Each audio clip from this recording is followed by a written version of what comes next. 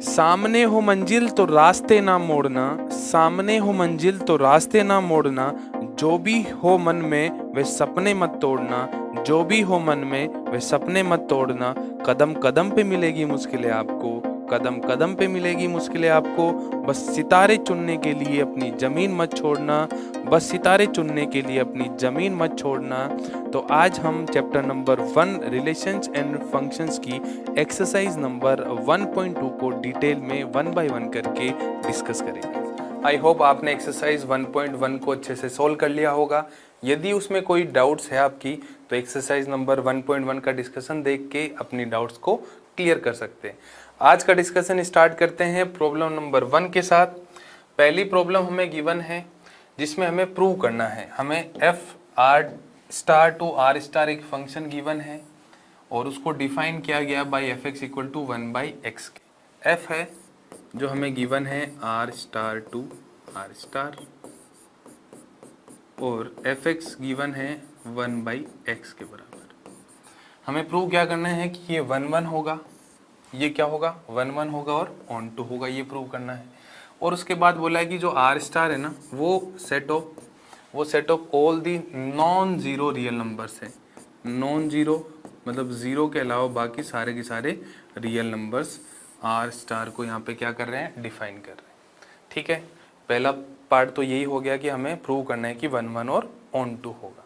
दूसरे पार्ट में हमें बोला है कि जो रिजल्ट पहली बार आया है क्या वो दूसरी बार भी ट्रू होगा, क्या वो दूसरी बार भी ट्रू होगा यदि मैं डोमेन को रिप्लेस कर दूं किससे, आर स्टार को यदि मैं रिप्लेस कर दूं सेट ऑफ नेचुरल नंबर के साथ, आर स्टार को यदि मैं सेट ऑफ नेचुरल नंबर से रिप्लेस कर दूं और को डोमेन को वही रखूं, डोमेन चेंज कर दूं और को डोमेन को वही रखूं, तो क्या रिजल्ट वही रहेगा। रिजल्ट क्या 1 और ऑन टू ही क्या फंक्शन एफ एक्स रहेगा या चेंज हो जाएगा, ये हमें सेकेंड पार्ट में बताना है। तो पहले पार्ट को सोल्व करते हैं। पहले पार्ट में हमें प्रूव करना है कि वो 1 होगा और ऑन टू होगा, 1 होगा और ऑन टू होगा। तो 1 को सब्जेक्टिव मेथड से प्रूव करना है अपने को। तो सब्जेक्टिव मेथड से प्रूव करने का तरीका क्या होता है कि हम fx1 को fx2 के इक्वल लेट कर लेते हैं। Late fx1 is equal to fx2, fx1 को fx2 के इक्वल लेट कर लिया और जहाँ पे x1 और x2 कहाँ से बिलोंग कर रहे हैं, x1 x2 बिलोंग्स टू कहाँ है, r स्टार से, x1 x2 belongs to r star है। यदि fx1 fx2 के इक्वल है तो fx को 1 होने के लिए x1 इक्वल्स टू x2 मिलना चाहिए अपने को। x1 किसके बराबर मिलना चाहिए, x2 के, तब तो वो 1 होगा, अदरवाइज मिनिमम हो जाएगा। ठीक है, तो fx1 कैसे निकालेंगे, x को रिप्लेस कर देंगे x1 के साथ तो आ जाएगा 1/x1, x2 को रिप्लेस कर दिया, x को रिप्लेस कर दिया x2 के साथ तो 1/x2 आ गया। इसको आगे सोल्व करूँ, क्रॉस मल्टीप्लाई कर दूँ मैं यहाँ पे, क्रॉस मल्टीप्लाई करने पे मिल जाएगा x1 equals to x2। fx1 fx2 के इक्वल हमने लेट किया था और हमें मिला क्या, x1 equal to x2 means f क्या हो जाएगा, f इज 1 फंक्शन, f हो जाएगा 1 प्रूव हो गया f 1। इसके बाद हमें प्रूव करना है कि ये ऑन टू भी होगा, इसके बाद प्रूव करना है कि ये ऑन टू भी होगा। तो ऑन टू प्रूव करने के लिए हम क्या करते हैं, ऑन टू कब होता है कोई भी फंक्शन, जब मान लो वो डिफाइन किया गया है आर स्टार से आर स्टार में, यहाँ पे जो है एफ आर स्टार से आर स्टार में डिफाइन किया गया है, यहाँ पे R star to R star, ये डोमेन है इसका और ये कोडोमेन है। ठीक है, कोडोमेन में जितने भी एलिमेंट है यदि उन एलिमेंट की प्री इमेज यदि अवेलेबल है, कोडोमेन के अंदर जितने भी एलिमेंट है यदि उनकी प्री इमेज अवेलेबल है तब तो वो ऑन टू होगा, अदरवाइज इन टू होगा। प्री इमेज का मतलब क्या है, यहाँ पे x को तो हम y equal to F X में x को हम क्या बोलते हैं, डोमेन बोलते हैं, और y x के कोरेस्पॉन्डिंग जो वैल्यूज आती है वो होती है रेंज होती है। तो इसके अंदर जो जो y अवेलेबल है, इसके अंदर जो जो y अवेलेबल है उनके कोरेस्पॉन्डिंग एक x अवेलेबल होना चाहिए, एक x अवेलेबल होना चाहिए। किस तरह से कि f x equal to y मिल जाए। ठीक है, हमें एफ एक्स क्या गिवन है, हमें एफ एक्स गिवन है 1/x और इसको मैं लिख सकता हूँ y equal to F X और इक्वल टू क्या है 1/x है कि नहीं। ये जो लिखा हुआ है y in terms of x लिखा हुआ है, y किसके टर्म्स में लिखा हुआ है, x के टर्म्स में लिखा हुआ है। मैं x को यदि इन टर्म्स ऑफ y लिखना चाहूँ तो इस तरह से हो जाएगा कि नहीं हो जाएगा, x in terms of y इस तरह से हो जाएगा, ठीक है। और अब यहाँ पे x की जगह मैं वैल्यू पुट करूँ 1/y, x की जगह 1/y वैल्यू पुट कर दूँ, इधर तो मैं ऐसे ही रखूँ, इधर तो मैं x को x से रखूँ, इधर x की जगह 1/y पुट कर दूँ तो ये आ जाएगा 1 डिवाइडेड बाई 1/y और इक्वल टू y आ गया, fx इक्वल टू y आ गया, fx की वैल्यू y के बराबर आ गई, ठीक है। अब इसको फाइनल कंक्लूजन कैसे निकालेंगे, मतलब किस तरह से लिखना है, तो हम क्या लिखेंगे, for every y belongs to r star, for every y belongs to r star, r star इधर इसमें available every value of y, for every y belongs to r star there exists an element x, there exists an element x, और वो कहाँ से belong कर रहा है, वो भी r स्टार से बिलोंग कर रहा है, सच दैट, किस तरह से, such that f of x equal to y, यदि इस कंडीशन को सेटिस्फाई करता है कोई भी fx इस कंडीशन को सेटिस्फाई करता है तो वो होगा क्या, ऑन टू, इसको नहीं सेटिस्फाई करता वो हो जाएगा इनटू, ठीक है। तो हमें ये तो लिखने का तरीका है, हम पहले से क्या करेंगे, इसको आइडेंटिफाई कर लेंगे कि वो ऑन टू होगा कि नहीं होगा। आइडेंटिफाई करने का तरीका क्या होगा, आइडेंटिफाई करने का तरीका ऑब्जेक्टिव अप्रोच में हम क्या करते हैं, ओनली हम उसकी रेंज फाइंड आउट करते हैं, ओनली क्या फाइंड आउट करते हैं, रेंज फाइंड आउट करते हैं। यदि रेंज कोडोमेन के बराबर आ जाती है, यदि किसी भी fx की रेंज कोडोमेन के बराबर आ जाती है तो हम उसको ऑन टू बोलते हैं। तो ऑब्जेक्टिव अप्रोच से हम उसको आइडेंटिफाई कर लेंगे कि वो ऑन टू होगा कि नहीं होगा, फिर लिखने का तरीका ये रहेगा। अब यहाँ पे every y belongs to r star there exist an element x, और x कहाँ से बिलोंग कर रहा है, r स्टार से, डोमेन से, such that f of x equal to y, f of x की वैल्यू y के बराबर ही आई है यहाँ पे। तो ये बोर्ड्स में लिखने का तरीका हमारा रहेगा, इस तरह से हमें लिखना है। और जो ऑन टू नहीं होगा, जो फंक्शंस ऑन टू नहीं होंगे उसके लिए एग्जांपल लेके बता देंगे कि इस y के कोरेस्पॉन्डिंग कोई भी x अवेलेबल नहीं है। यहाँ पे आप देख लो, कोई भी y की वैल्यू ले लो, उसके कोरेस्पॉन्डिंग एक x मिल ही जाएगा। कोई भी y की वैल्यू आप लेके देख लो, जैसे 1.5 ले ली y की वैल्यू, तो 1.5 कब आएगा, 1.5 कब आएगा, y की वैल्यू 1.5 कब आएगी, जब x की वैल्यू कितनी हो जाए, यहाँ पे x की वैल्यू कितनी हो जाए, 2/3, x की वैल्यू 2/3 होते y की वैल्यू कितनी आ जाएगी, 3/2, 1.5 आ जाएगा, ठीक है। तो जब वो ऑन टू नहीं होगा तो हम क्या करेंगे, कोई एक ऐसा एग्जांपल देंगे जिससे क्या होगा कि y के कोरेस्पॉन्डिंग x अवेलेबल ही नहीं होगा, y के कोरेस्पॉन्डिंग x अवेलेबल नहीं होगा। y के कोरेस्पॉन्डिंग मान लो यहाँ पे एक वैल्यू है 2, इसके कोरेस्पॉन्डिंग यदि इधर कोई भी एलिमेंट अवेलेबल नहीं है तो रेंज की वैल्यू कोडोमेन के बराबर नहीं होगी, रेंज की वैल्यू कोडोमेन के बराबर नहीं होगी तो वो ऑन टू भी नहीं होगा। ये बात समझ में आनी जरूरी है। तो ऑन टू प्रूव करने के लिए इस तरह से लिखना जरूरी है बोर्ड्स के अंदर। ऑब्जेक्टिव अप्रोच बहुत सिंपल है, रेंज इक्वल टू कोडोमेन है तो onto, otherwise into. Clear है, बात समझ में आई अच्छे से। अब दूसरा पार्ट क्या बोला जा रहा है कि डोमेन को रिप्लेस करना है किससे, नेचुरल नंबर से। डोमेन को किससे रिप्लेस करना है, नेचुरल नंबर से। तो हमारे पास नया fx क्या बनेगा, यहाँ पे हम f बन जाएगा n2r स्टार, f क्या बन जाएगा, n2r स्टार बन जाएगा, ठीक है। और fx क्या रहेगा, fx तो 1/x ही रहेगा। अब बताना है कि क्या ये 1 होगा, क्या ये ऑन टू होगा, ठीक है। तो चलिए इसको करते हैं। तो सबसे पहले 1 चेक करने के लिए तो हम वही मेथड लगाएंगे। 1 के लिए तो 1 के लिए क्या लेंगे, लेट करेंगे, let f of x1 is equal to f of x2, let f of x1 is equal to f of x2 for all x belongs to, क्या होगा यहाँ पे, नेचुरल नंबर होगा। For all x1 x2 belongs to, x1 और x2 आएगा यहाँ पे। For all x1 और x2 belongs to natural number, x1 x2 कहाँ से बिलोंग करेंगे, नेचुरल नंबर से। अब रिप्लेस कर दिया x को x1 से, तो 1/x1 और 1/x2 आ गया, और यहाँ से तो फिर वैल्यू वही आ गई, x1 is equal to x2। तो यदि हमने डोमेन को r स्टार से n में रिप्लेस किया तो भी f क्या आया, 1 आया। तो 1 में तो कोई भी चेंज नहीं आया, 1 1 में तो कोई चेंज नहीं आया। अब हमें चेक करना है दूसरा पार्ट कि क्या ऑन टू में कुछ चेंज होगा। दूसरा पार्ट कि क्या ऑन टू में कुछ चेंज होने वाला है। अब देखो ऑन टू में क्या चेंज हो सकता है। देखो अब यहाँ पे जो डोमेन है, अब यहाँ पे जो डोमेन है वो तो हो गया सेट ऑफ नेचुरल नंबर और ये हो गया r-0। ठीक है, f को यहाँ से डिफाइन किया गया। तो इधर तो वैल्यू है 1 2 3 4 5 इस तरह से वैल्यू है।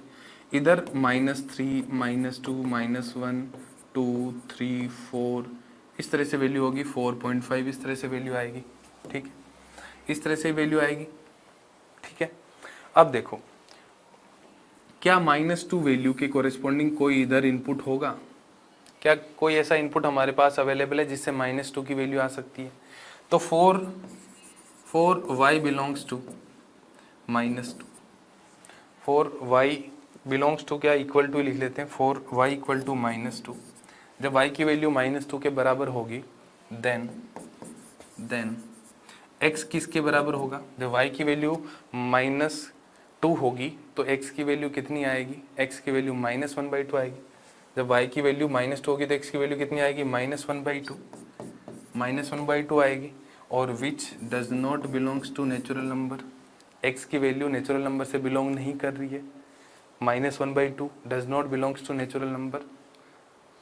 तो इसका मतलब क्या ये ऑन टू होगा? ये ऑन टू नहीं होगा, क्योंकि y की बहुत सारी ऐसी वैल्यूज है जिसके कोरेस्पॉन्डिंग x में कोई इनपुट या x में कोई वैल्यू अवेलेबल नहीं है जिसके कोरेस्पॉन्डिंग ये y की नेगेटिव वैल्यूज हमें मिल पाए, y की नेगेटिव वैल्यूज मिल पाए।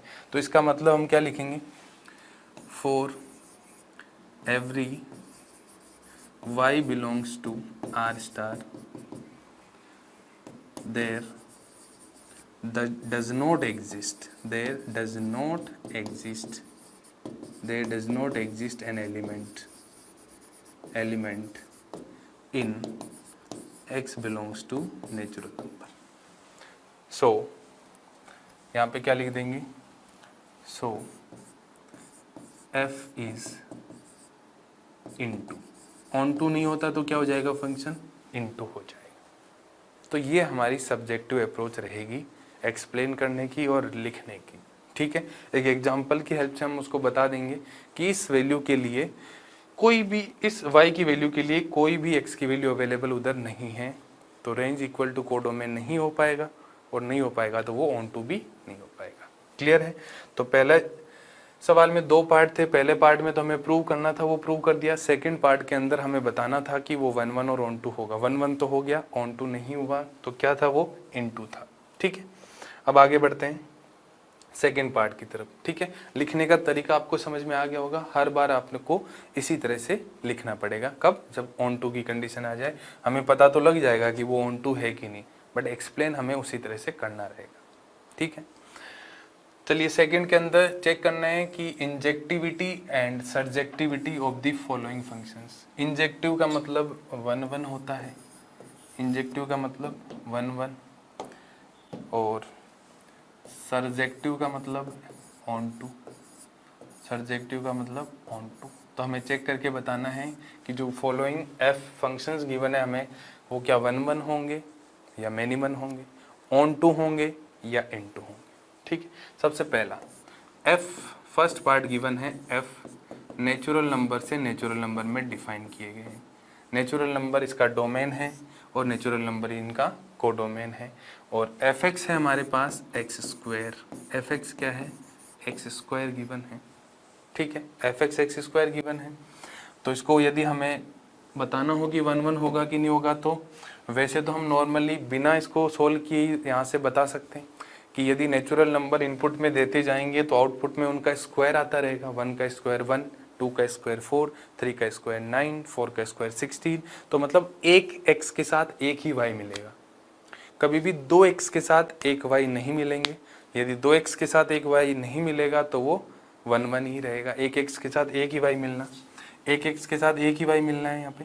तो यहाँ पे ले लेते हैं, late fx1 is equal to fx2 for all x1 x2 belongs to natural number। x1 x2 कहाँ से बिलोंग करेंगे? नेचुरल नंबर से बिलोंग करेंगे। तो x1 का स्क्वायर इज इक्वल टू क्या आ गया? x2 का स्क्वायर आ गया। और यहाँ से x1 की वैल्यू किसके बराबर आ जाएगी, x2 के बराबर आ जाएगी।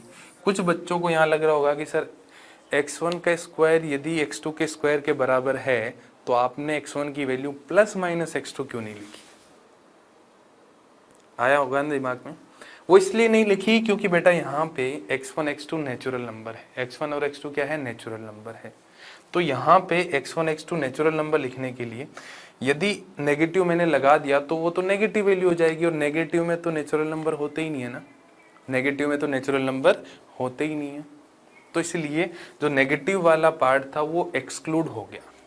यदि नॉर्मली यहाँ पे x1 x2 कुछ नहीं दिया होता, रियल नंबर दिया होता ना, x1 x2 belongs to real number दिया होता, तो यहाँ पे x1 is equal two plus minus x2 आता।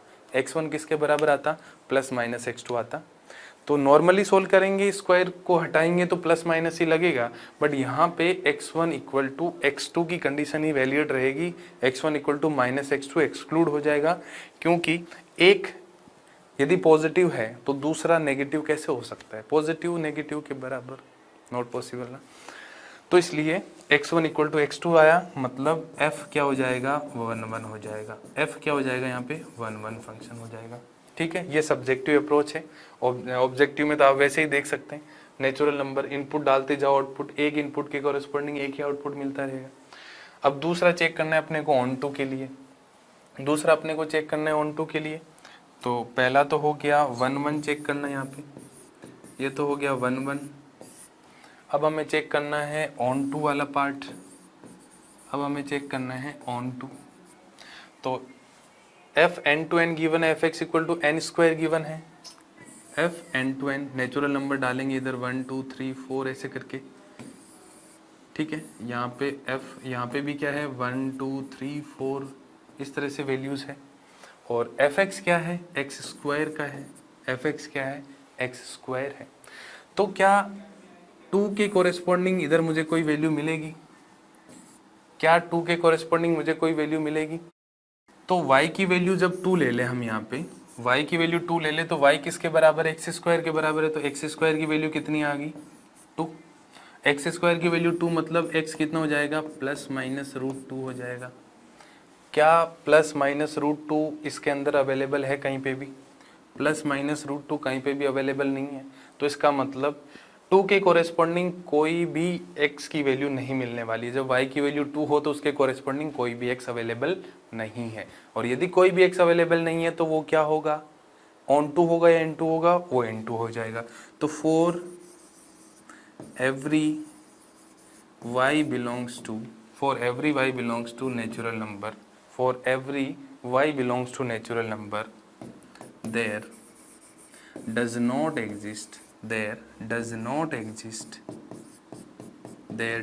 exist an element x, और x belongs to क्या है, natural number, such that fx equal to y। ऐसा हो नहीं रहा है, तो ऐसा नहीं हो रहा है तो f क्या हो जाएगा, इंटू हो जाएगा, f क्या हो जाएगा, इंटू। तो क्या ये 1 1 होगा, बिल्कुल 1 1 होगा। क्या ये ऑन टू होगा, नहीं, ये होगा इनटू, 1 1 के साथ क्या होगा, इनटू होगा। क्लियर। सेकंड पार्ट में है z टू z, z का मतलब क्या होगा, सेट ऑफ इंटीजर्स, z का मतलब सेट ऑफ इंटीजर्स की बात की जा रही है। तो सेकंड पार्ट सोल्व करते हैं। सेकंड पार्ट में हमें f गिवन है z टू z, और fx हमें वही गिवन है अभी, x स्क्वायर ही, fx हमें क्या गिवन है, x स्क्वायर ही गिवन है। ठीक है, अब देखिए सबसे पहले चेक करना है हमें 1 1 के लिए। तो 1 1 को चेक करने के लिए फिर से वही लेट करेंगे, let fx1 is equal to fx2, let fx1 is equal to fx2। ठीक है, for all x1 x2 belongs to z। तो यहाँ आ जाएगा x1 का square is equal to x2 का स्क्वायर, और यदि मैं इसको सोल्व करूँ तो x1 किसके बराबर आ जाएगा, प्लस माइनस x2 आ जाएगा, क्योंकि यहाँ पे इंटीजर्स की बात हो रही है। यहाँ पे किसकी बात हो रही है, इंटीजर्स की। fx1 equal to fx2 late किया था, बट x1 की वैल्यू x2 के बराबर ना आके x1 की वैल्यू प्लस माइनस x2 के बराबर आ गई। तो इसका मतलब f क्या हो जाएगा, मैनी 1 हो जाएगा। 1 की जगह क्या हो जाएगा, मैनी 1। क्यों हो जाएगा, क्योंकि आप ऐसे भी देख सकते हो कि जब हम यदि इनपुट में -1 और 1 डालें और यहाँ पे यदि एक्स स्क्वायर का फंक्शन हो तो यहाँ पे 1 वैल्यू मिल रही है, -1 पे भी 1 मिल रहा है और +1 पे भी 1 मिल रहा है, तो मतलब ये क्या हो गया, मैनी 1 हो गया। बट हमें इस तरह से प्रूव करना है, इस तरह से तो ऑब्जेक्टिव अप्रोच से हम सोल्व करेंगे या हमें पहले पता लग जाएगा कि हाँ मैनी 1 ही होने वाला है। ठीक है, ऑब्जेक्टिव अप्रोच से हमें बस ये आइडेंटिफाई करना है कि 1 होगा या मैनी 1 होगा, ऑन टू होगा या इन टू होगा, बट हमें कंप्लीटली उसको सब्जेक्टिव अप्रोच से ही सोल्व करना पड़ेगा। सेकेंड पार्ट में आ जाएगा ऑन टू के लिए चेक करना है अपने को कि होगा कि नहीं होगा। तो ऑन टू के लिए यदि मैं बात करूं,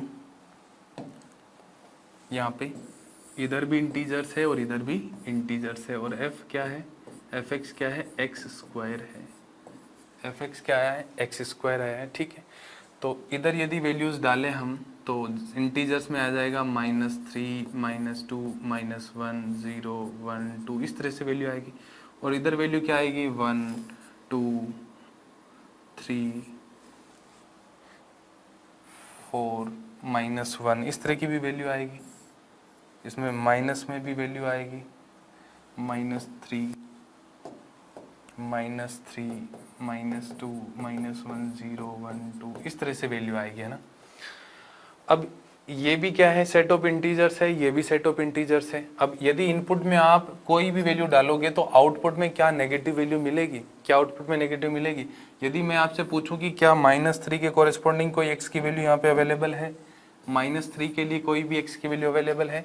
यदि मैं y को -3 ले लूँ, यदि मैं y को -3 ले लूँ तो एक्स स्क्वायर किसके बराबर हो जाएगा, -3, और x की वैल्यू कितनी हो जाएगी, ±√3, जो कि x में, जो कि डज नॉट बिलोंग्स टू क्या है, z है।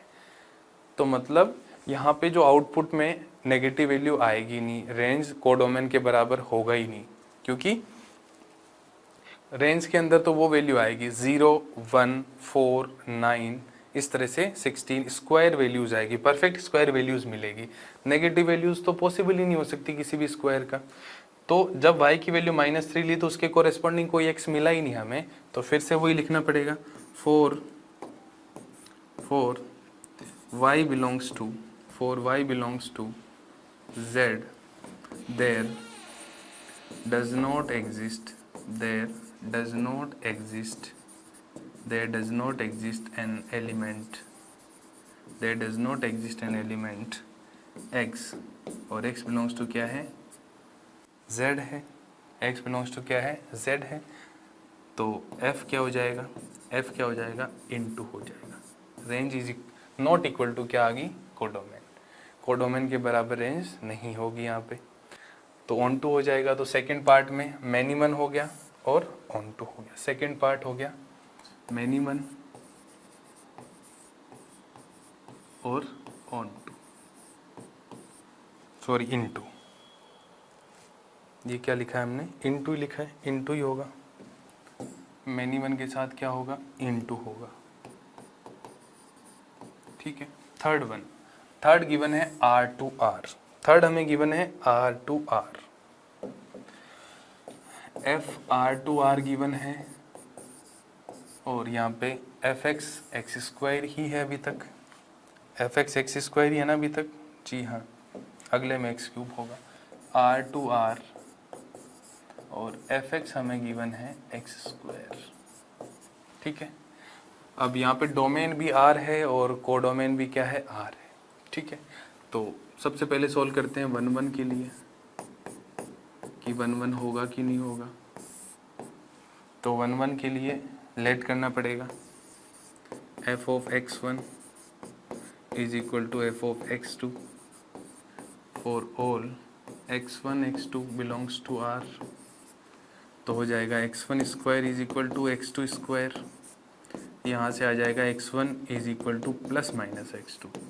तो f क्या हो जाएगा, मैनी 1 हो जाएगा, f क्या हो जाएगा, मैनी 1 हो जाएगा, क्योंकि fx1 equal to fx2 late करने के बाद only x1 equal to x2 आना चाहिए। यदि x1 इक्वल टू ±x2 आ जाता है तो वो क्या हो जाएगा, मैनी 1 हो जाएगा।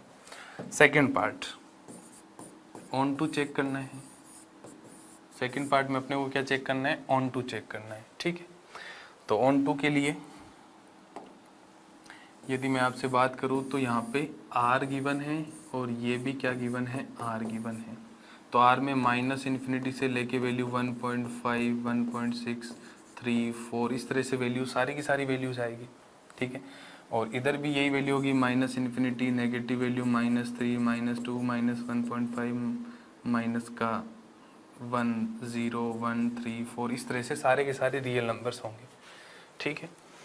अब यदि y में से कोई भी एक वैल्यू उठा के देखूँ मैं, y में से एक नेगेटिव वैल्यू उठा ली मैंने -5, y की वैल्यू मैंने -5 ले ली, लेट y इक्वल टू -5 है, जो कि किसका पार्ट है, जो किस कहाँ से बिलोंग करता है, बिलोंग्स टू कहाँ से कर रहा है, रियल नंबर बिलोंग कर रहा है -5। अब y किसके बराबर है, एक्स स्क्वायर के, तो एक्स स्क्वायर की वैल्यू -5 हो जाएगी, तो x कितना हो गया, प्लस माइनस रूट का -5 which does not belongs to real number. तो मतलब जब y की वैल्यू -5 होगी तो उसके कॉरेस्पॉन्डिंग कोई भी हमें x की वैल्यू नहीं मिलेगी। तो यहाँ से ये भी क्लियर हो गया कि range is not equal to codomain. यदि रेंज कोडोमेन की इक्वल नहीं है तो f क्या हो जाएगा, f इंटू फंक्शन हो जाएगा, f क्या हो जाएगा, इंटू फंक्शन हो जाएगा। तो ये भी मैनी वन और क्या हो गया, इंटू हो गया, मैनी वन और इंटू,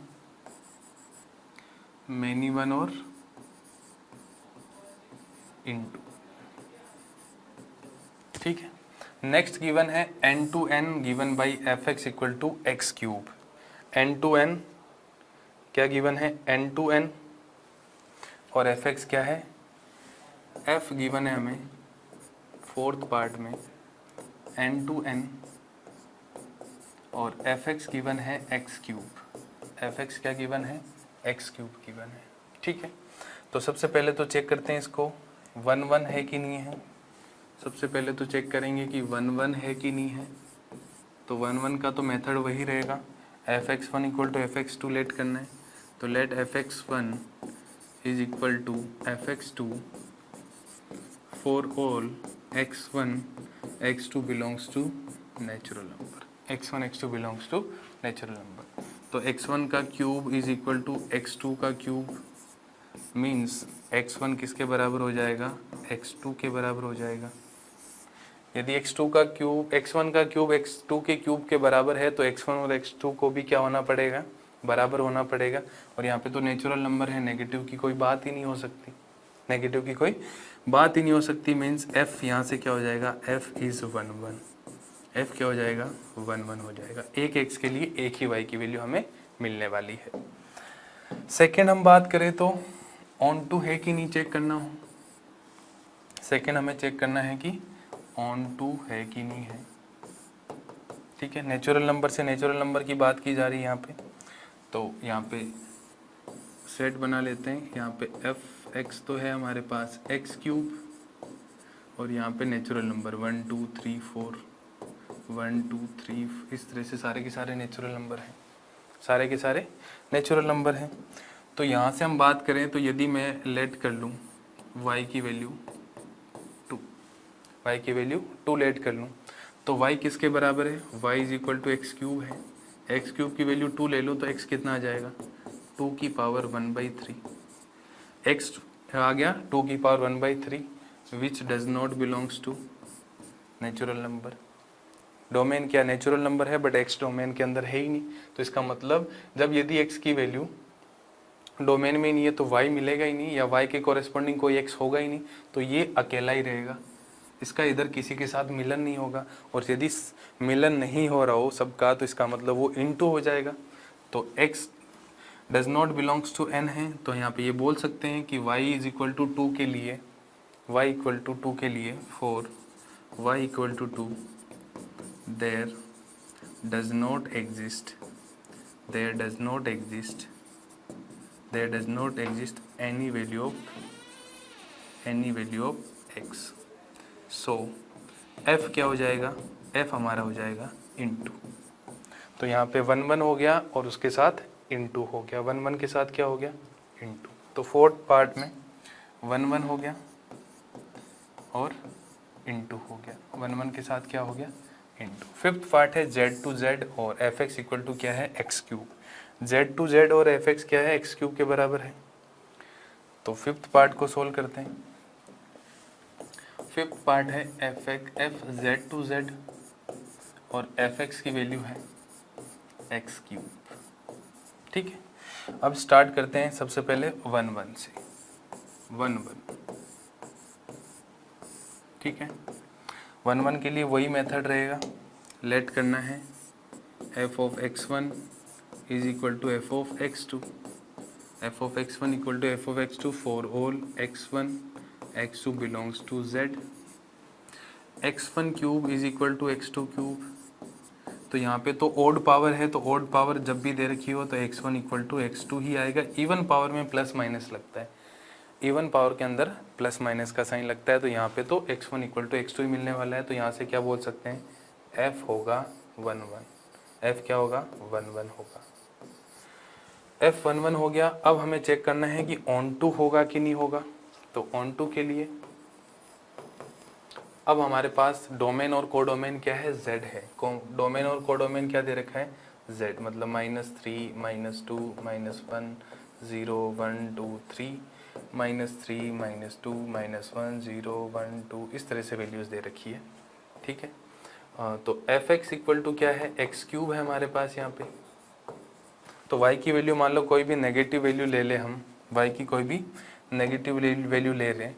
जैसे कि मैंने ले लिया y इक्वल टू -2, y की वैल्यू क्या ले ली -2 ले ली।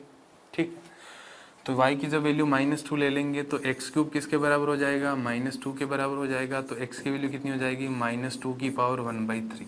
-2 की पावर नेगेटिव वैल्यू तो है बट यहाँ पे इंटीजर्स है ओनली, यहाँ पे क्या है ओनली इंटीजर्स है which does not belongs to z।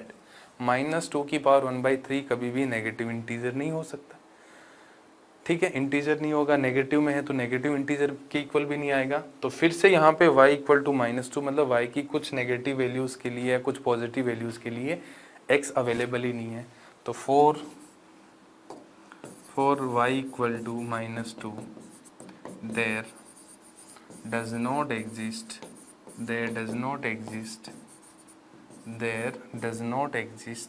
an element of x, element of x belongs to z।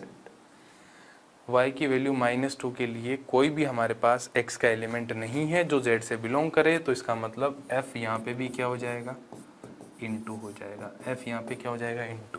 तो 1 1 और इंटू, आंसर क्या हो जाएगा हमारा 1 1 और इंटू, 1 1 और इंटू। तो यहाँ पे जो गिवन फंक्शंस थे उनमें से कोई भी फंक्शन ऑन टू नहीं है। देखो सारे के सारे इनटू फंक्शंस हमें मिले। क्लियर है, समझ में आ गई अच्छे से बात। चलिए अगला सवाल सोल्व करते हैं। नेक्स्ट है थर्ड प्रॉब्लम। थर्ड प्रॉब्लम में हमें प्रूव करना है कि prove that greatest integer function F R to R, domain R है, कोडोमेन भी इसकी आर गिवन है, given by F x equal to greatest integer तो इसी तरह से गिवन होता है, greatest integer of X is neither 1 1 और नॉर ऑन टू, ना तो 1 1 है ना ऑन टू है, ये हमें प्रूव करना है। और this denotes greatest integer less than and equal to, less than और इक्वल टू क्या हो जाएगा x होगा, ये तो हमें पता ही है। तो एफ एक्स यहाँ पे ग्रेटेस्ट इंटीजर x दे रखा है, हमें पहले तो बताना है कि ये 1 1 नहीं होगा। तो 1 1 नहीं होगा ये प्रूव करना है सबसे पहले। तो 1 1 के लिए क्या होता है fx1 इक्वल टू fx2 का कॉन्सेप्ट यहाँ पे यदि हम लगाएं तो ग्रेटेस्ट इंटीजर के कॉरेस्पॉन्डिंग हम इसको सोल्व नहीं कर पाएंगे कि यदि fx1 इक्वल टू fx2 हो तो x1 इक्वल टू x2 होगा कि नहीं होगा। वैसे तो कोई वैल्यूज़ लेके तो देख ही सकते हैं, जैसे कि मान लो बात करें fx1 is equal to fx2 ले लिया हमने, मान लो fx1 equal to fx2 value ले ली for all x1 x2 belongs to, x1 x2 belongs to क्या वैल्यू ले ली r। ठीक है, fx1 fx2 की वैल्यू ले ली यहाँ पे। अब मान लीजिए कि जो fx1 और fx2 की जो मैंने वैल्यूज़ ली है वो 1 ले ली, मान लो एक बार के लिए ना, ये 1 वैल्यू है, इसके इक्वल मान ली, 1 के बराबर मान ली। ठीक है, ये फंक्शन यहाँ पे डिफाइन है r टू r में। ठीक है, अब देखो यदि यहाँ पे वैल्यू मैं 1 लूँ तो उसके कॉरेस्पॉन्डिंग भी ग्रेटेस्ट इंटीजर वैल्यू 1 ही आएगी, 1 के कॉरेस्पॉन्डिंग ग्रेटेस्ट इंटीजर वैल्यू 1 ही आएगी। यहाँ पे वैल्यू मैं 1.5 ले लूँ तो उसके कॉरेस्पॉन्डिंग भी वैल्यू मुझे 1 ही मिलेगी, 1.5 का ग्रेटेस्ट इंटीजर भी 1 मिलेगा। 1.7 ले लूँ तो भी 1 मिलेगा, 1.9 ले लूँ तो भी 1 मिलेगा। तो मतलब एक से ज़्यादा x की वैल्यूज़ के लिए एक ही y की वैल्यू मिल रही है, एक से ज़्यादा x की वैल्यूज़ के लिए। तो f of x1 equal to f of x2 है, तो x1 is not equal to x2, x1 is not equal to x2 आ रहा है, देख लो। ये वैल्यू मैंने 1 ली है, तो यहाँ पे वैल्यू क्या क्या आई है, 1, 1.1, 1.2, 1.3, infinite number of values of x there exist fx1 equal to fx2। तो यहाँ से क्या बोलेंगे, f इज मैनी वन या not 1 1, f is not 1 1, f 1 1 नहीं होगा। ठीक है, दूसरा हमें प्रूव करना है कि ये ऑन टू भी नहीं होगा, तो ऑन टू नहीं होगा। उसके लिए यहाँ पे जो कोडोमेन दे रखा है वो R दे रखा है, कोडोमेन हमें क्या दे रखा है, R दे रखा है। ठीक है, तो यहाँ पे कोडोमेन में और डोमेन में R है, कोडोमेन और डोमेन में R है वैल्यूज़, और F को डिफाइन किया गया है ग्रेटेस्ट इंटीजर के साथ। ठीक है, तो यहाँ पे वैल्यू तो -∞ से लेके इन्फिनिटी तक होगी, यहाँ पे भी -∞ से लेके इन्फिनिटी तक वैल्यूज़ होगी। ठीक है, अब y की मान लो वैल्यू मैं एक बार के लिए 1/2 ले लूँ। फॉर एग्जांपल लेट कर लिया मैंने, y की वैल्यू है 1/2, y मैंने ले लिया 1/2, और y किसके बराबर है, ग्रेटेस्ट इंटीजर के बराबर है, ग्रेटेस्ट इंटीजर ऑफ x। यदि ग्रेटेस्ट इंटीजर ऑफ x को मैं 1/2 के बराबर कर दूँ तो यहाँ पे x की वैल्यू कुछ मिलेगी क्या, x की कोई भी वैल्यू मिलेगी नहीं मिलेगी। क्यों नहीं मिलेगी, क्योंकि ग्रेटेस्ट इंटीजर का कभी भी आउटपुट इंटीजर के अलावा कुछ नहीं हो सकता। तो इसका मतलब जब मैं इधर से वैल्यू पुट करता जाऊंगा तो ग्रेटेस्ट इंटीजर इधर से इनपुट के साथ क्या वैल्यू देगा, ओनली इंटीजर्स देगा। तो इसकी जो रेंज आएगी वो आएगी इंटीजर्स। रेंज क्या मिलेगी हमें, रेंज मिलेगी इंटीजर्स, रेंज मिलेगी इंटीजर्स। और कोडोमेन क्या है इसका, कोडोमेन इसका R दे रखा है, कोडोमेन क्या दे रखा है, R। तो range is not equal to codomain, range is not equal to codomain means वो क्या हो जाएगा, इनटू हो जाएगा। तो f क्या हो जाएगा, f यहाँ से क्या हो जाएगा, f हो जाएगा नॉट ऑन टू, f क्या हो जाएगा, नॉट ऑन टू हो जाएगा। तो इस तरह से हम इसको प्रूव कर सकते हैं कि f ना तो 1 1 होगा और ना ही ऑन टू होगा। तो क्या होगा, मैनी वन और इनटू होगा। f क्या होगा, मैनी वन और इनटू, मैनी वन हो जाएगा और उसके साथ साथ इनटू हो जाएगा। ठीक है, चलिए अगली प्रॉब्लम सॉल्व करते हैं। Prove that modulus function F R to R given by F x equal to mod X is neither 1 1 nor onto. Same उसी तरीके से प्रूव करना है, उसमें ग्रेटेस्ट इंटीजर था, इसमें मॉडुलस फंक्शन है। तो एफ कहाँ से कहाँ गिवन है हमें, आर टू आर, और एफ एक्स क्या है, मॉडुलस ऑफ एक्स है। एफ एक्स की वैल्यू कितनी है, modulus of x. F x हमें दे रखा है मॉड एक्स के बराबर। ठीक है, सबसे पहले अपने को प्रूव करना है कि 1 1 होगा कि नहीं होगा। सबसे पहले हमें प्रूव करना है कि ये 1 1 होगा कि नहीं होगा। तो 1 1 होगा कि नहीं होगा, उसके लिए लेट कर लेंगे fx1 is equal to fx2 for all x1 x2 belongs to r। यहाँ पे ऑल द रियल नंबर्स की बात की जा रही है, तो mod of x1 is equal to mod of x2 हो गया। और यदि मैं मॉड हटाऊँ तो x1 की वैल्यू क्या आ जाएगी, प्लस माइनस x2 आ जाएगी। x1 प्लस माइनस x2 आ गया तो f क्या हो जाएगा, मैनी वन हो जाएगा। f क्या हो जाएगा, मैनी वन हो जाएगा, या नॉट 1 1 हो जाएगा। 1 1 नहीं होने का मतलब एक तरह से क्या हो गया, मैनी वन होना हो गया। ठीक है, अब सेकंड हमें प्रूव करना है कि ऑन टू, सेकंड हमें प्रूव करना है कि ये ऑन टू होगा। अब ऑन टू के लिए हमारे पास fx अवेलेबल है मॉड x, और वही किसकी वैल्यू है, y की वैल्यू है, y की वैल्यू है मॉड x। यहाँ पे हम बात करें तो डोमेन में भी r है, कोडोमेन में भी r है, और f हमें गिवन है मॉडुलस ऑफ x। तो यहाँ पे -∞ से लेके +∞ तक सारी की सारी वैल्यूज लिखी होगी।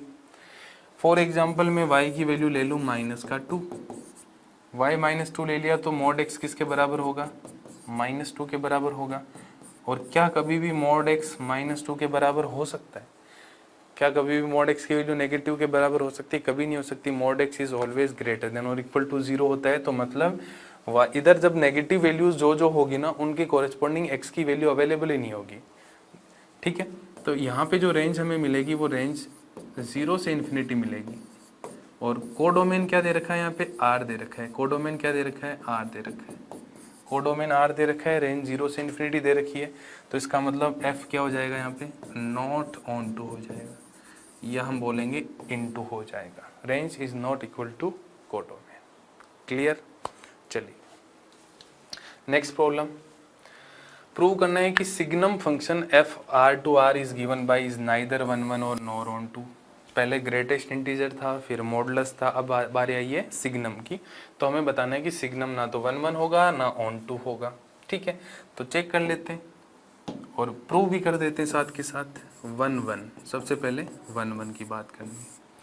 यहाँ पे डोमेन भी आर है और कोडोमेन भी आर गिवन है। तो F of x1 is equal to F of x2 let कर रहा हूँ मैं। f of x1 is equal to let f of x1 is equal to f of x2 for all x1 x2 belongs to r। x1 x2 क्या है? belongs to r है। अब हमें पता है कि f जो सिग्नम फंक्शन होता है उसमें आउटपुट 1 0 और -1 ही मिल सकते हैं। इसमें आउटपुट क्या क्या मिल सकते हैं? -1 0 और 1 ही मिलेंगे। आउटपुट यहाँ पे लिखा हुआ है, एफ एक्स की वैल्यू ये होगी, यहाँ एफ है। तो -1 वैल्यू कब मिलती है? जब लेस देन हो। कब मिलती है? जब लेस देन हो। यहाँ पे इक्वल टू का साइन नहीं आएगा, यहाँ पे जो इक्वल टू का साइन दे रखा है वो साइन नहीं आएगा। ये यहाँ पे ओनली क्या होगा? ग्रेटर देन, और यहाँ क्या होगा? ओनली लेस देन का साइन होगा, ठीक है। तो जब नेगेटिव वैल्यूज है तब आएगी। तो -3 यदि मैं इनपुट में डालूं, यदि मैं -3 इनपुट में डालूं तब भी -1 होगा, -2 पे भी -1 होगा, -1 पे भी -1 होगा। तो fx1 इक्वल टू fx2 है, but x1 is not equal to x2 आ गया यहाँ पे, क्योंकि -3 पे भी -1 आ रहा है, -2 पे भी -1 आ रहा है, -1 पे भी -1 आ रहा है, -0.5 पे भी -1 वैल्यू आ रही है। तो यहाँ से हम क्या बोलेंगे? f क्या हो जाएगा? नॉट 1 1 हो जाएगा। f क्या हो जाएगा? नॉट 1 1। f हो गया हमारा नॉट 1 1। अब बात करनी है अपने को नेक्स्ट बात करनी है अपने को ऑन टू होगा कि नहीं होगा, ठीक है। तो इसमें भी हमें यहाँ पे भी आर दे रखा है कोडोमेन, और डोमेन भी आर दे रखा है, और एफ ये दे रखा है, ठीक है। और एफ एक्स की वैल्यू 1 0 और -1, मतलब रेंज क्या क्या पॉसिबल हो सकती है इसकी जो रेंज पॉसिबल हो सकती है वो हो सकती है -1 0 और 1, बस -1 0 और 1 पॉसिबल हो सकती है बस। इसके अलावा कोई भी वैल्यू पॉसिबल नहीं हो सकती। तो जैसे कि मान लो मैं बात करूं, यदि यहाँ पे -∞ से लेके इन्फिनिटी तक आ सकता है, यहाँ पे भी -∞ से इन्फिनिटी दे रखा है आर टू आर। तो यदि मैं y की वैल्यू 3 ले लूँ तो सिग्नम ऑफ x की वैल्यू 3, तो मतलब x does not exist. x की वैल्यू यहाँ पे अवेलेबल ही नहीं होगी। x की वैल्यू यदि मैं आपसे भी पूछूं कि बताइए x की वैल्यू क्या लें जिससे कि सिग्नम ऑफ x की वैल्यू 3 आ जाए, तो आप बोलोगे सर कैसा मजाक कर रहे हो, मतलब क्या कुछ भी, मतलब हमें पता है कि -1 0 और 1 ही सिग्नम की वैल्यू हो सकती है, तो आप 3 क्यों ले रहे हो? तो इसका मतलब क्या है? -1 0 और 1 के अलावा जितनी भी कोडोमेन में वैल्यूज अवेलेबल है ना, उनके कॉरेस्पॉन्डिंग कोई भी x एग्जिस्ट नहीं करेगा। और ऑन टू के लिए क्या होना चाहिए? हर y की वैल्यू के लिए x एग्जिस्ट करना चाहिए, हर y की वैल्यू के लिए एक x एग्जिस्ट होना चाहिए। तो यहाँ पे f क्या हो जाएगा? f हो जाएगा इनटू या नॉट ऑन टू हो जाएगा। हो गया प्रूफ? चलिए आगे बढ़ते हैं। फिर नेक्स्ट सवाल है हमारा, लेट a, एक सेट a गिवन है 1 2 3, सेट a गिवन है 1 2 3,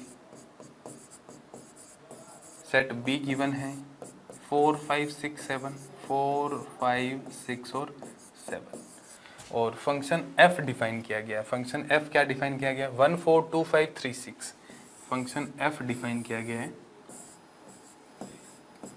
1 2 3 4 5 6 7। अब 1 किसकी कॉरेस्पॉन्डिंग है? 1 किससे कनेक्टेड है? 4 से। 1 is connected to 4, 2 is connected to 5, 3 is connected to 6. Be a function from A to B, prove करना है कि एफ क्या है, 1 1 है। बताओ क्या प्रूव करना है, एफ प्रूव करना है कि 1 1 है। डायग्राम बनाते ही पता लग गया कि एक एक्स की वैल्यू के लिए एक ही वाई की वैल्यू अवेलेबल है। यहाँ पे एक एक्स की वैल्यू के लिए एक ही वाई की वैल्यू अवेलेबल है, तो इसमें प्रूव करने वाला कुछ रह नहीं गया। वैसे तो डायग्राम बनाते ही पता लग गया। फिर भी हम यदि लिखना हो तो हम ऐसे ही लिखेंगे, let F of x1 is equal to F of x2। यदि हम एफ ऑफ x1 को एफ ऑफ x2 के बराबर लें फॉर ऑल x1, और x2 कहाँ से बिलोंग करेगा, 1 2 3 से, तो यहाँ से क्या आ जाएगा, x1 इक्वल टू x2 आ जाएगा। तो यहाँ से हम क्या लिख देंगे, f इज 1 1, f क्या हो जाएगा, 1 1 हो जाएगा। ठीक है, चलिए आगे बढ़ते हैं। अगला सवाल है, in each of the following cases state whether the following functions is 1 1 onto और बाइजेक्टिव। अब यहाँ पे एक नई टर्म आ गई, बाइजेक्टिव। तो ऐसे फंक्शंस जो 1 1 भी हो और ऑन टू भी हो, उनको कंबाइनली क्या बोला जाता है, बाइजेक्टिव बोला जाता है। तो जो फंक्शंस 1 1 और ऑन टू दोनों हो जाएंगे उनको हम क्या बोल देंगे, बाइजेक्टिव बोल देंगे। फर्स्ट पार्ट में हमें गिवन है F R to R, F कहाँ से गिवन है, आर टू आर, और एफ एक्स की वैल्यू गिवन है 3 माइनस 4x। क्या गिवन है, 3 माइनस 4x गिवन है। सबसे पहले चेक करना है कि क्या ये 1 1 होगा। सबसे पहले 1 1 चेक करना हो तो एफ ऑफ x1 लेट कर लेंगे, F of x1 is equal to F of x2, F of x1 equal to F of x2 let कर लेंगे for all x1 x2 belongs to r, x1 x2 belongs to r। अब यहाँ पे value put करें तो 3 minus 4x1 is equal to 3 minus 4x2 हो जाएगा। 3 से 3 कैंसिल आउट हो गया, माइनस से माइनस कैंसिल आउट हो गया, तो बचा क्या यहाँ पे, x1 is equal to x2। तो यहाँ से हमें x1 इक्वल टू x2 मिला है, मतलब f क्या हो जाएगा, 1 1 हो जाएगा। f क्या हो जाएगा, 1 1 हो जाएगा। सेकंड बात करें ऑन टू की, तो सेकंड बात करें ऑन टू की, तो fx क्या है, 3 माइनस 4x है। fx हमें गिवन है 3 माइनस 4x, और उसको हम y के बराबर ले सकते हैं। वहाँ से हम इसको y के बराबर वैल्यू ले सकते हैं। ठीक है, अब यहाँ पे जो डोमेन और कोडोमेन है वो दोनों ही क्या दे रखा है, हमें r दे रखा है, हमें दोनों ही क्या r के बराबर गिवन है। ठीक है, तो यहाँ पे माइनस इन्फिनिटी से लेके प्लस इन्फिनिटी तक वैल्यू होगी। तो कोई भी आप x y की वैल्यू लो, यहाँ पे माइनस इन्फिनिटी से प्लस इन्फिनिटी पे कोई भी y की वैल्यू ले लो, उसकी कोरेस्पॉन्डिंग आपको एक x की वैल्यू मिल जाएगी। अब वो मिल तो जाएगी, ये तो पता लग गया, अब लिखना कैसे है वही समझना है।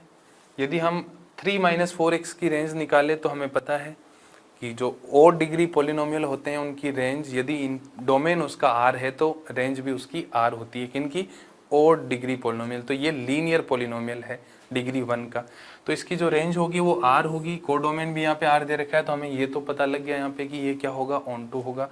तो लिखने के लिए हम वैसे ही लिखेंगे, for every y belongs to r, for every y belongs to r, there exists an element x in r such that f of x की वैल्यू किसके बराबर हो जाएगी, y के बराबर हो जाएगी। आप निकाल के भी देख सकते हो। तो f क्या हो जाएगा, ऑन टू हो जाएगा। तो f 1 1 भी है, ऑन टू भी है, तो इसका मतलब बाइजेक्टिव भी हो जाएगा। तो यहाँ पे हमें बताना है कि क्या होगा, तो ये हो जाएगा बाइजेक्टिव। पहला क्या हो गया, बाइजेक्टिव हो गया। 1 1 है, ऑन टू भी है, तो कंबाइनली उसको क्या बोलेंगे, बाइजेक्टिव बोलेंगे। ठीक है, next f R to R है, defined by F x equal to 1 plus x square. Second है 1 प्लस एक्स स्क्वायर, और कहाँ से कहाँ तक डिफाइन है, ये डिफाइन है आर टू आर में, ये डिफाइन किया गया है r टू r में। तो यदि f को मैं डिफाइन करूं r टू r और fx की वैल्यू ले लें 1 प्लस एक्स स्क्वायर, तो चेक करना है सबसे पहले तो क्या ये 1 1 होगा। सबसे पहले अपने को चेक करना है कि क्या ये 1 1 होगा, तो उसके लिए लेट करना पड़ेगा f of x1 is equal to f of x2 for all x1 x2 belongs to R. तो 1 plus x1 square is equal to 1 plus x2 square. 1 से 1 कट गया तो आ गया x1 square equal to x2 square. तो यहाँ से x1 की value कितनी आ गई, प्लस माइनस x2। हमने माना f of x1 equal to f of x2 और हमें मिला x1 equal two plus minus x2।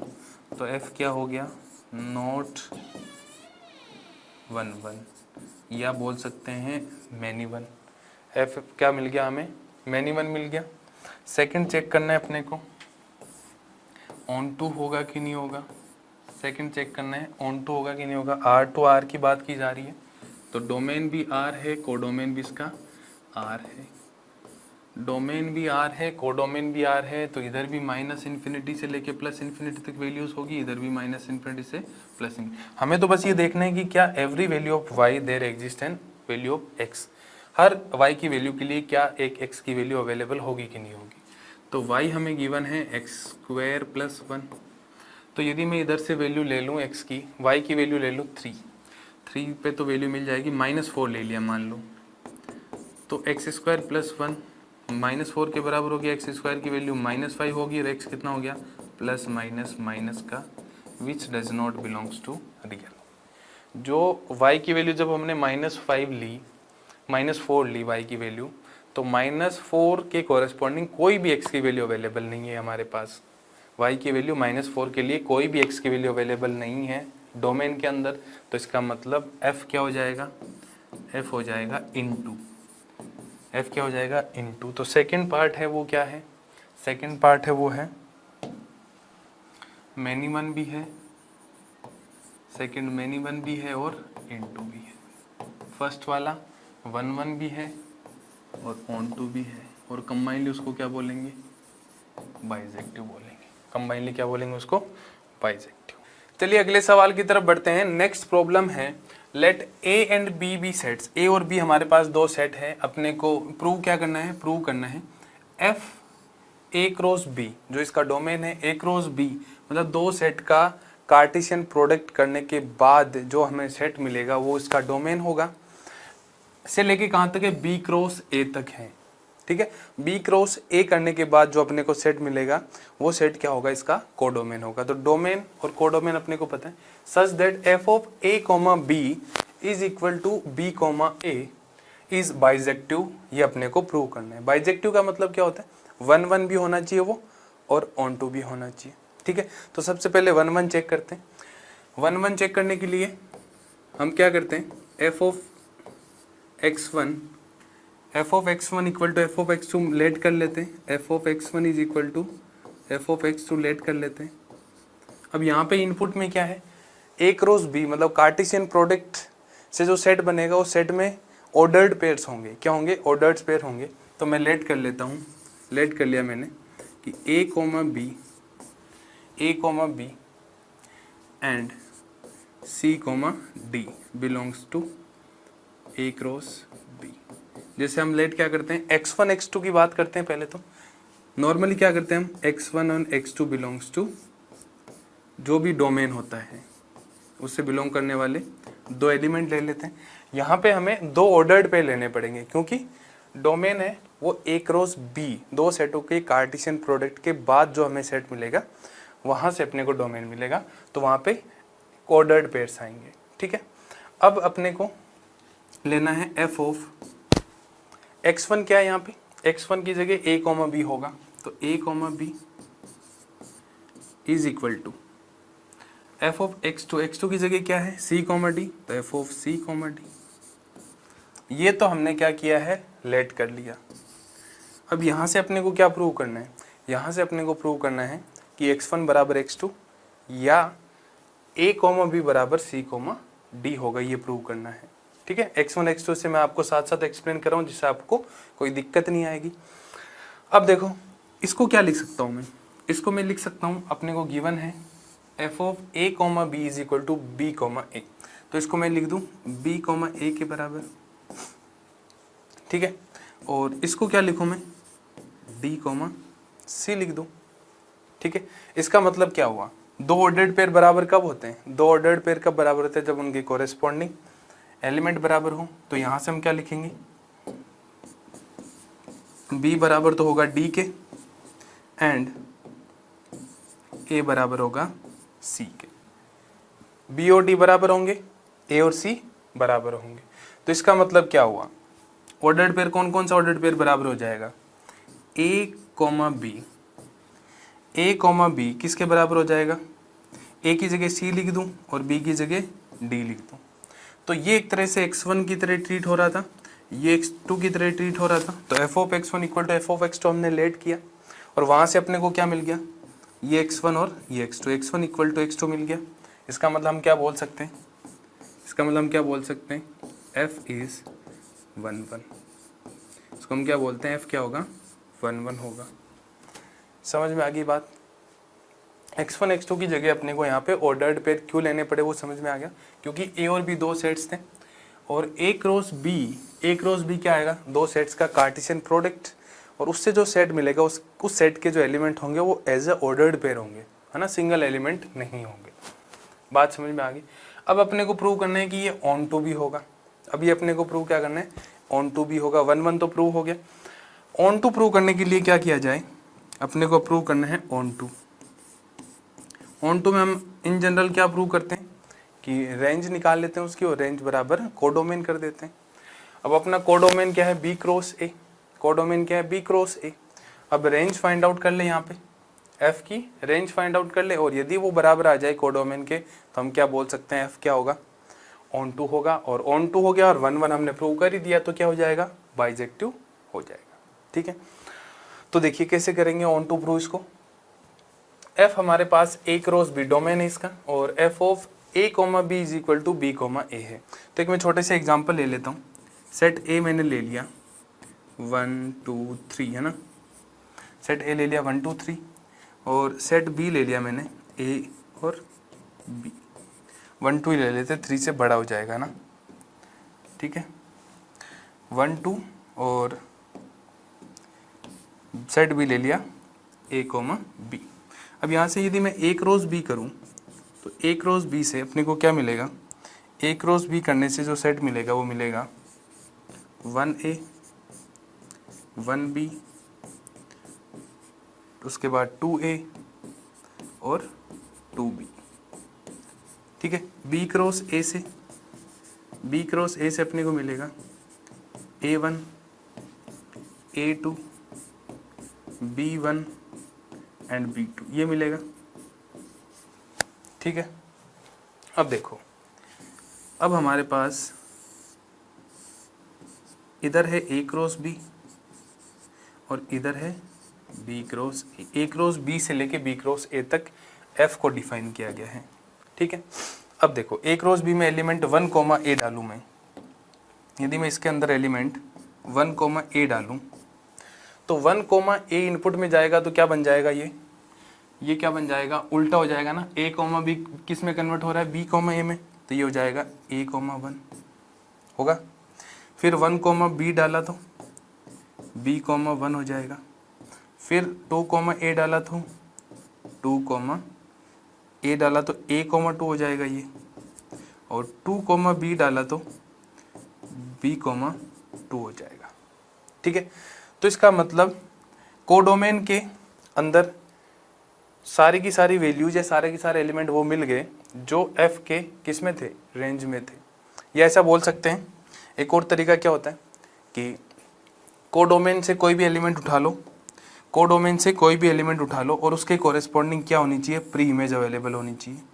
तो यदि कोडोमेन में से मैं कोई भी एलिमेंट उठाऊं, B क्रॉस A का कोई भी एलिमेंट लूँ मैं यहाँ पे, तो उसकी प्री इमेज अवेलेबल होगी किसमें, A क्रॉस B में, क्योंकि F A to B equal to B A है, B कोमा A लिखा हुआ है। ठीक है, तो ऑन टू समझ में आ गया कैसे प्रूव हुआ ये। तो यहाँ पे हम ऐसा लिख भी सकते हैं, for every element of codomain, for every element of codomain there exists a pre-image, in domain. So F क्या हो जाएगा, ऑन टू हो जाएगा। तो f is 1 1 and onto 1 1 and onto, तो ये क्या हो जाएगा, बाइजेक्टिव भी हो जाएगा। क्या हो जाएगा, बाइजेक्टिव भी हो जाएगा। और ये अपने को प्रूव करना था। समझ में आ गई बात? ठीक है जी, चलिए आगे बढ़ते हैं। Question number 9। यहाँ पे f को डिफाइन किया गया है n to n, मतलब सेट ऑफ नेचुरल नंबर से लेके सेट ऑफ नेचुरल नंबर। ये इसका डोमेन हो गया, ये डोमेन है और ये कोडोमेन है। ठीक है, ये हो गया इसका डोमेन। ठीक है, और f ऑफ n क्या है, n plus 1/2 if n is odd. जब n ओड होगा तो n प्लस 1/2 आउटपुट के रूप में आएगा, और जब n इवन होगा तो n/2 इसका आउटपुट होगा। For all n belongs to natural number, state whether the function f is bijective, justify your answer. हमें ये बताना है कि क्या ये f बाइजेक्टिव होगा या नहीं होगा, उसको जस्टिफाई भी करना है। तो देखिए, बाइजेक्टिव होगा या नहीं होगा चेक करने के लिए पहले 1 1 चेक करना पड़ेगा। तो 1 1 चेक करते हैं। 1 1 के लिए ओड और इवन, इनपुट में या तो ओड जाएगा या इवन जाएगा, क्योंकि सेट ऑफ नेचुरल नंबर में या तो इवन नंबर होता है या ओड नंबर होता है। ठीक है, तो f of x1 equal to f of x2 करते हैं। और मैंने क्या किया, x1 को ले लिया 3 और x2 को क्या ले लिया, x2 को क्या ले लिया 4 ले लिया। ठीक है, तो देखो यहाँ पे f ऑफ 3 की वैल्यू कितनी आएगी, f ऑफ 3 की वैल्यू कितनी आएगी, 3 इज ए ओड नंबर, तो 3 प्लस 1 4/2 कितना आ जाएगा, 2 आ जाएगा। और f ऑफ 4 की वैल्यू कितनी आएगी, 4 की वैल्यू भी कितनी आएगी, 2। तो देखो x1 और x2 दो डिफरेंट नंबर लिए मैंने।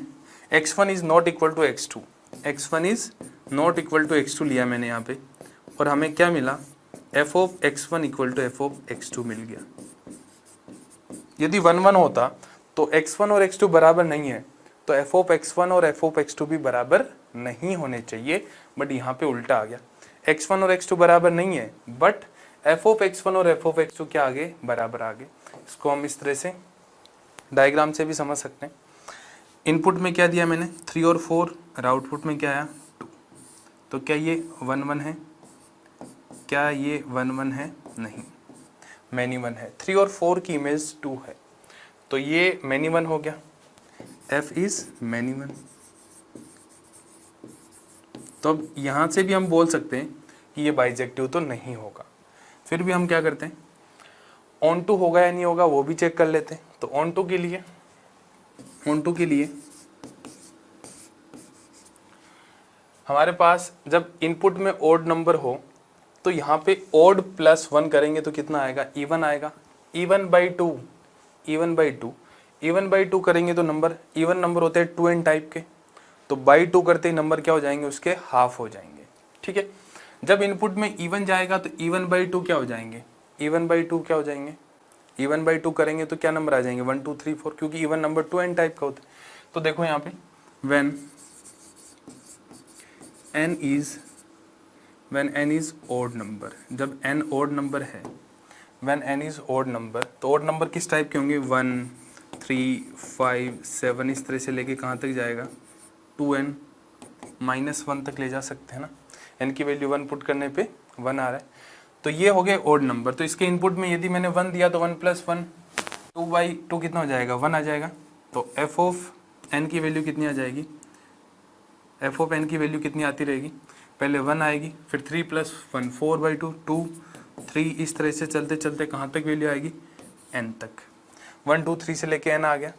और जब when n is even number, जब इवन नंबर है तो 1, इवन नंबर किस तरह से होंगे, 2 4 6 8 से लेके 2n तक। तो f ऑफ n कितना आएगा, यहाँ पे भी 1 2 3 से लेके n तक मिलेगा। ये क्या है, सेट ऑफ नेचुरल नंबर है, ये सेट ऑफ नेचुरल नंबर है, ये भी सेट ऑफ नेचुरल नंबर है, ये भी सेट ऑफ नेचुरल नंबर है।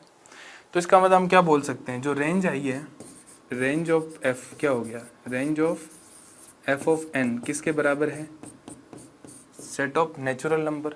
और कोडोमेन कितना है हमारे पास, कोडोमेन क्या है, n है, रेंज किसके बराबर आ गई, रेंज किसके बराबर आ गई, कोडोमेन के, रेंज किसके बराबर आ गई, कोडोमेन के। इट मीन्स हम क्या बोलेंगे, एफ क्या हो जाएगा, ऑन टू हो जाएगा। तो बाइजेक्टिव तो नहीं हो पाएगा ये, क्यों नहीं हो पाएगा, क्योंकि ये मैनी वन है, वन वन नहीं है। ठीक है, मैनी वन है और ऑन टू है, वन वन और ऑन टू होता तो हम उसको बाइजेक्टिव बोलते। ठीक है, हमने जस्टिफाई भी कर दिया। आगे बढ़ते हैं, question number 10। Let a equal to r minus 3 and b equal to r minus 1। Set a given है अपने को, ऑल द रियल नंबर किसको छोड़ के, 3 को छोड़ के। सेट b है all the real number except 1। Consider the f a to b defined by fx। fx को यहाँ पे डिफाइन किया गया a टू b। a क्या है, r माइनस 3 से लेके कहाँ तक, r माइनस 1 तक। ठीक है, और f ऑफ x है हमारे पास x minus 2 divided by x minus 3।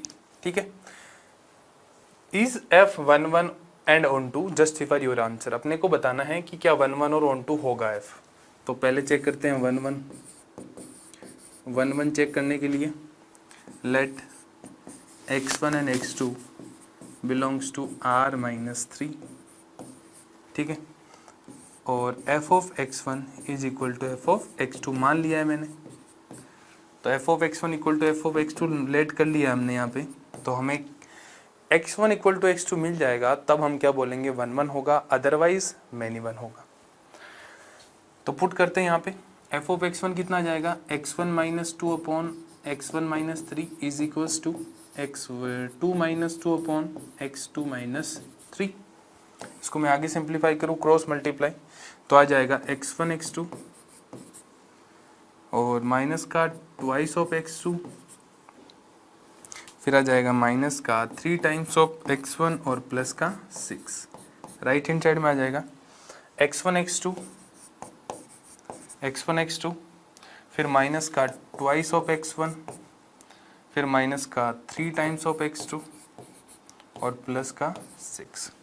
जो कैंसिल आउट हो रहा है उनको कैंसिल आउट कर देते हैं। x1 x2 हो गया, 6 से 6 कैंसिल आउट हो गया, और x1 को x2 को इधर ले आऊँ मैं और x1 को इधर ले जाऊँ, तो 3 टाइम्स माइनस का इधर आके प्लस हो जाएगा, तो प्लस 3 और माइनस 2 हो गया x2। इधर माइनस 2 है, इधर माइनस का 3 है, माइनस 3 राइट हैंड साइड में जाएगा तो प्लस हो जाएगा, तो 1 बचेगा। तो x1 इक्वल टू x2 आ गया। तो f ऑफ x2 के बराबर लिया और वहाँ से अपने को क्या मिला, x1 इक्वल टू x2। तो क्या बोलेंगे, f इज़ 1 1। यहाँ से क्या मिल जाएगा अपने को, f क्या है, 1 1 है। ठीक है, अब अपने को चेक करना है कि ऑन टू होगा कि नहीं होगा। तो ऑन टू के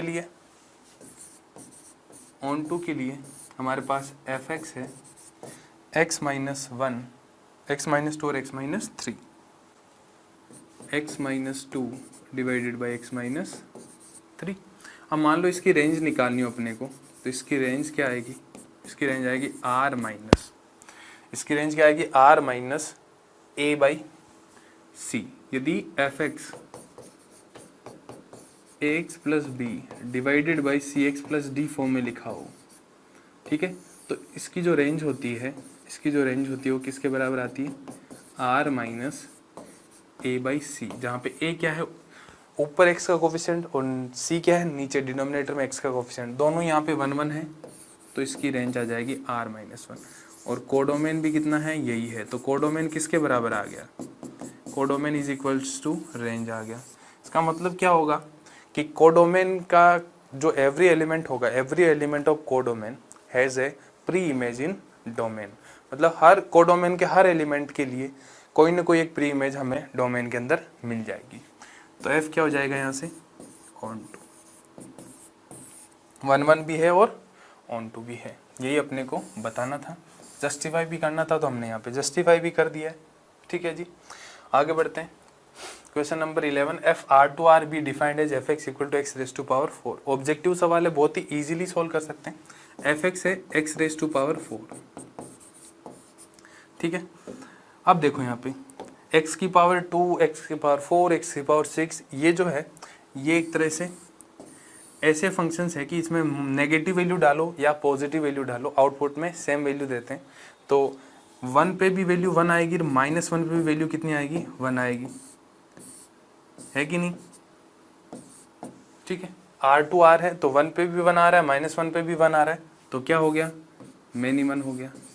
क्या हो गया, मैनी 1 हो गया। इसके बाद इसकी रेंज निकालें, इसकी जो रेंज निकाले वो क्या आएगी, इसकी रेंज आएगी 0 से लेके इन्फिनिटी, क्योंकि नेगेटिव में आउटपुट कभी आएगा नहीं क्योंकि पावर 4 है। रेंज इसकी ये है, कोडोमेन है इसका R, कोडोमेन कितना है इसका, R है, कोडोमेन R है।